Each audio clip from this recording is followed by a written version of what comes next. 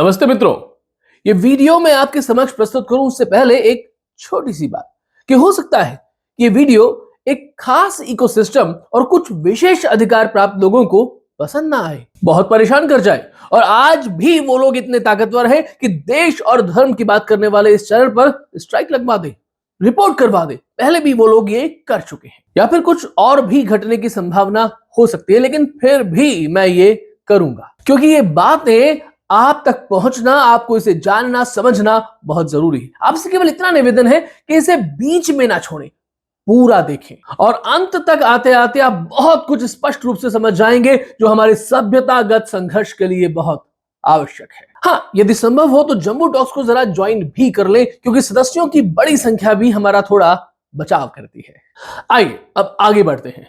बात ऐसी है कि किसी ने कभी कल्पना भी नहीं की होगी कि कोई एक फिल्म बॉलीवुड और उसके आकाओं द्वारा पिछले 100 वर्षों में अपनी फिल्मों के माध्यम से की गई साइकोलॉजिकल कंडीशनिंग को पूरी तरह तहस नहस कर देगी। महज एक फिल्म ने पूरे इकोसिस्टम को झकझोर कर रख दिया है और ऐसा होना लाजमी भी है क्योंकि उन्हें हमारे महान भारत देश का ऐसा मनोवैज्ञानिक और भावनात्मक ब्रेन वॉश करने में पीढ़ियां लगानी पड़ी ताकि लोग उनके द्वारा गढ़े गए झूठ पर विश्वास कर सके। लेकिन अब वही झूठ उनकी आंखों के सामने सिर्फ एक फिल्म द्वारा नष्ट किया जा रहा है। तो क्या वो केवल एक फिल्म हो सकती है? मैं बात कर रहा हूं इस्लाम, इस्लामिक एजेंडे और प्रोपेगेंडा की, जिसे फैलाने के लिए बॉलीवुड जाना जाता है। हालांकि विडंबना देखिए कि अब यही बॉलीवुड धुरंधर को ही एक प्रोपेगेंडा फिल्म कह रहा है और उनका पालतू ध्रुव राठी भी ऐसा ही बोलता है। उनकी हताशा ठीक से समझ आती है क्योंकि ब्रिटिश भारत में बॉलीवुड की शुरुआत से ही एक विशेष समुदाय का इस कला पर कड़ा नियंत्रण रहा है। फिल्मों का यह कारोबार अविभाजित भारत के लाहौर में शुरू हुआ, जो विभाजन की त्रासदी के बाद बॉम्बे यानी कि मुंबई आ गया। लाहौर में उन्होंने ऐसी फिल्में बनाई जो इस्लाम, उसकी शिक्षा और उसकी भाषा उर्दू का खुलेआम महिमा मंडन करती थी। हालांकि व्यवसाय तो भारत आ गया, लेकिन पर्दे के आगे और पर्दे के पीछे के चेहरे कमोबेश वही बने रहे। हालांकि उनके सामने अब एक चुनौती भी थी। उस विभत्स विभाजन के आलोक में जो केवल इस्लाम के नाम पर मुसलमानों की मांगों के कारण हुआ था, तो अब उन्हें अच्छी रोशनी में दिखाना इतना आसान नहीं था। इसलिए यहां से फिल्मों का मनोवैज्ञानिक और भावनात्मक ब्रेन वॉशिंग एजेंडा शुरू हुआ, जहां उन्होंने इस्लाम, उसके प्रतीकों, उसकी भाषा, परंपराओं जैसे तौर तरीकों को बहुत सूक्ष्म यानी कि सचल तरीके से प्रस्तुत करना शुरू किया। ये लोग अपने काम में इतने माहिर थे कि आम जनता को कभी इस बात का आभास ही नहीं हुआ कि उनका सीधा सीधा अपमान किया जा रहा है, बल्कि उन्होंने इसका आनंद लिया, उसकी प्रशंसा की। इस्लामवादियों द्वारा धुरंधर को इस्लाम विरोधी और मुस्लिम विरोधी बताकर निशाना साधा जा रहा है। कुछ लोग इसे बीजेपी और आरएसएस की फिल्म भी बता रहे हैं, लेकिन असल में वो इसलिए बौखलाए हुए हैं क्योंकि पहली बार ऐसी फिल्म बनी है जो बिना चिल्लाए इस्लाम और मुसलमानों का असली चेहरा सबके सामने रख रही है। ये फिल्म बहुत ही सूक्ष्म यानी कि सचल तरीके से वो कह जाती है जो ये समुदाय सोचता है, और यही कारण है कि पूरा समुदाय सदमे में है और विरोध पर उतारू है। उन्होंने तब कभी शोर नहीं मचाया जब अमिताभ बच्चन को एक फिल्म में हिंदू होने के बावजूद मंदिर न जाते हुए दिखाया गया, लेकिन बिना किसी खास वजह के बिल्ला नंबर 786 को अपने दिल के करीब रखते दिखाया। फिल्म में रहीम चाचा एक बार उससे कहते हैं कि ये तेरे लिए लकी है, और वो उसे रख लेते हैं। पूरी फिल्म में उनकी मां उन्हें मंदिर जाने के लिए कहती रही, कभी नहीं सुना उन्हें भगवान से दिक्कत रही। फिल्म में यह स्थापित किया गया कि वो अपनी मां से बहुत प्यार करते हैं और सब कुछ उनके लिए करते हैं। याद है वो डायलॉग, मेरे पास मां है, लेकिन सुनी उन्होंने रहीम चाचा की। अब तक आप समझ गए होंगे कि ये फिल्म थी दीवार और लेखक सलीम जावेद। जावेद अख्तर की एक पुस्तक भी है, तरकश। बहुत से जहर मुझे तीर चलाए हैं इस आदमी ने भारत और हिंदू धर्म पर, लेकिन अक्सर लोगों को पता नहीं चला। इन्हीं सलीम जावेद की एक और उत्कृष्ट कृति शोले थी, जहां पूरे रामगढ़ गांव में बिजली नहीं थी। जया भादुड़ी उर्फ जया बच्चन अपने बड़े से घर में लालटेन जलाती थी। पूरे गांव में केवल एक मुस्लिम चरित्र था, लेकिन वहां भव्य मस्जिद थी और लाउड स्पीकर पर अजान होती थी। एक और उदाहरण फिल्म चलते चलते का है, जहां कोई भी पात्र मुस्लिम नहीं है, ना ही परिवेश इस्लामिक है। लेकिन एक दिन जब राज शाहरुख खान प्रिया यानी कि रानी मुखर्जी से शादी करता है, सुहागरात के बाद वो अपनी पत्नी को एक लॉकेट दिखाता है, गले में पहना हुआ था। पूछने पर कि ये क्या है, वो बताता है कि ये अल्लाह मियां है और इससे उसे शांति मिलती है। आपने काफिरों को पुकारने वाले सैकड़ों गाने सुने होंगे। राज कपूर की फिल्म बॉबी का मैं काफिर तो नहीं, और अल्लाह मौला शब्दों वाले न जाने कितने गाने। उन्होंने मिशन कश्मीर और हैदर जैसी फिल्मों के माध्यम से मुसलमानों के आतंकवादी बनने को भी सही ठहराने की कोशिश की, उन्हें भटका हुआ युवा या फिर व्यवस्था का शिकार बताया।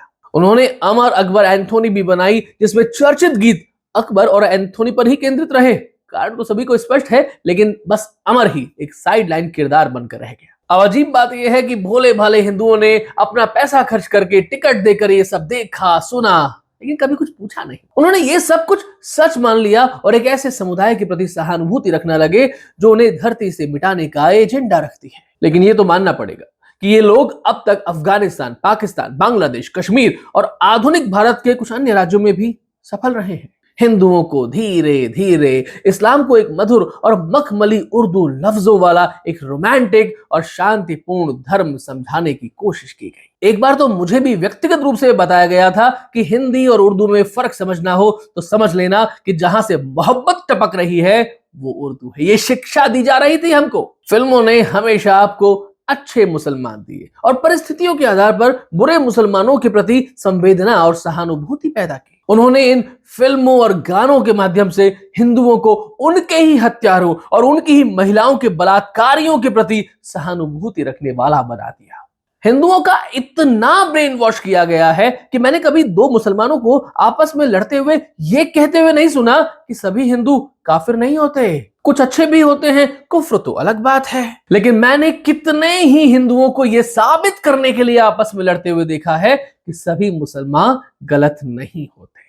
उन्होंने 70 और 80 के दशक में सॉफ्ट रोमांटिक इस्लाम का प्रचार करने के लिए अपना प्रोपेगेंडा चलाया, लेकिन 90 के दशक तक आते आते तो उन्होंने ये दिखावा करना भी बंद कर दिया। यहाँ ये भी ध्यान रखिए कि हमारी सहस्त्रों वर्षों की सांस्कृतिक संरचना को ध्वस्त करने के लिए कम्युनिस्ट एजेंडा वाली फिल्में भी बीच बीच में लगातार आती रही और बॉक्स ऑफिस पर निहायत ही सफल भी रही। उन्होंने खुदा गवाह और सनम बेवफा जैसी फिल्मों के जरिए सीधे सीधे इस्लाम का प्रचार करना शुरू किया और वो अपने प्रयोग की सफलताओं से बहुत उत्साहित थे। लेकिन सबका समय आता है और अब समय बदल गया है। लोगों ने धीरे धीरे उनके एजेंडे को पहचानना शुरू कर दिया है। कश्मीर फाइल्स जैसी फिल्में भी बनने लगी हैं, लेकिन वो फिल्म बहुत प्रत्यक्ष थी, इन योर फेस, इसलिए उस पर राजनीति से प्रेरित होने का ठप्पा लगा दिया। लेकिन अब धुरंधर आई है और इसने इस पूरे इकोसिस्टम के पहले से सावधानी पूर्वक तैयार किए गए झूठे विमर्श को चकनाचूर कर दिया है, और वो भी बिना राजनीतिक हुए, सिर्फ एक मनोरंजक फिल्म बनकर। किसका है ये तुमको इंतजार, मैं हूं ना। अब हिंदुओं ने वो कला सीख ली है कि बिना कहे वो कैसे सुनाया जाए जो कहना जरूरी है। धुरंधर और विशेष रूप से धुरंधर पार्ट 2 में कई पात्र स्पष्ट रूप से ये कहते हैं कि इस्लाम क्या सिखाता है और वो हिंदुओं और उनकी महिलाओं के बारे में क्या सोचते हैं। मेजर इकबाल के किरदार में अर्जुन रामपाल पूरी ताकत से चिल्लाता है कि वो गजवाए हिंद करेंगे, हिंदू महिलाओं का बलात्कार करेंगे और उन्हें अपनी दासी बनाएंगे, क्योंकि इस्लाम में काफिर महिलाओं को माल गनीमत कहा जाता है। हालांकि ये फिल्म आपको इस्लाम के बारे में कुछ नहीं बता रही है, बल्कि एक पाकिस्तानी मुस्लिम चरित्र ये उजागर कर रहा है कि उसे इस्लाम के बारे में, इस्लाम में क्या सिखाया गया था।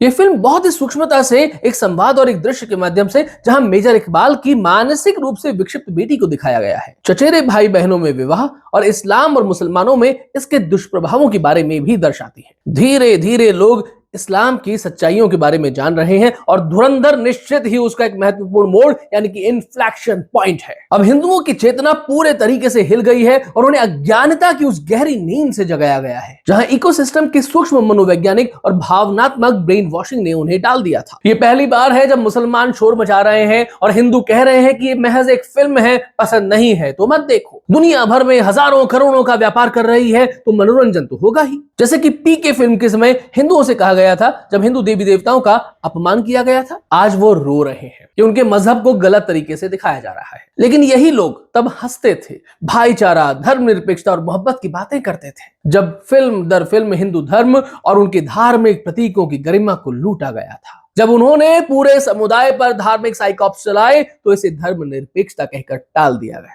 और अब जब उन्हें उनकी ही भाषा में करारा जवाब मिल रहा है तो वो इसे नफरत और सांप्रदायिकता कह रहे हैं। मुझे ये देखकर आश्चर्य होता है कि जब निर्णायक क्षण आता है तब महज एक फिल्म भी पूरी सभ्यता को जगाने और उसके खड़े होने का कारण बन सकती है, जो अपनी गरिमा को भूलकर सो रही थी और लड़ने का साहस खो चुकी थी। धुरंधर इतिहास में एक सदाबहार क्लासिक फिल्म के तौर पर दर्ज की जाएगी और विशेष तौर पर इसे उन लोगों के लिए पवित्र ग्रंथ की तरह माना जाएगा जो इस्लाम को सीधे भेजी गई किताब को पढ़े बिना जानना चाहते हैं। सभ्यता के जागरण के दृष्टिकोण से धुरंधर सचमुच अपने संवाद का प्रतीक है। घायल हो इसलिए घातक हो, और ये नया भारत है, घर में घुसेगा भी और मारेगा भी। अगर आपने इस वीडियो को यहां तक पूरा देखा है तो आपका बहुत बहुत धन्यवाद। कृपया इस चैनल को सब्सक्राइब करें, वीडियो को लाइक करें, कमेंट करें, इसे साझा करें, अपनी राय व्यक्त करें। आप चाहें तो जंबू टॉक्स के सदस्य बनकर इसे ज्वाइन करके हमें सशक्तता प्रदान कर सकते हैं। वंदे मातरम, प्रणाम, जय श्री राम।